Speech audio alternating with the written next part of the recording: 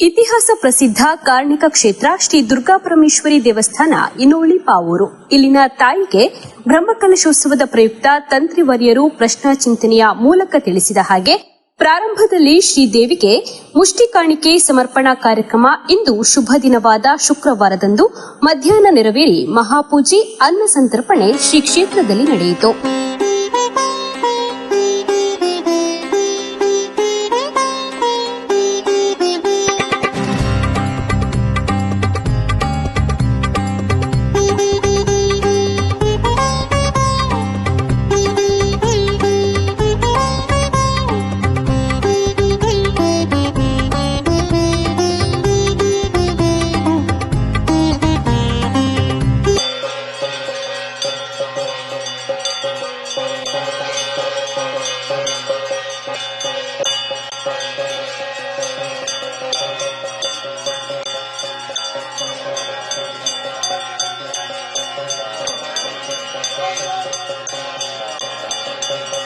ತಾಯಿ ದುರ್ಗಾಪರಮೇಶ್ವರಿಯ ಭಕ್ತರಾದ ಊರಿನ ಹಾಗೂ ಪರ ಊರಿನ ಎಲ್ಲ ಭಗವತ್ ಭಕ್ತರು ಈ ಮುಷ್ಟಿ ಕಾಣಿಕೆ ಸಮರ್ಪಣೆಯಲ್ಲಿ ಭಾಗವಹಿಸಿ ಶ್ರೀ ದುರ್ಗಾಪರಮೇಶ್ವರಿ ದೇವರ ಕೃಪೆಗೆ ಪಾತ್ರರಾದರು.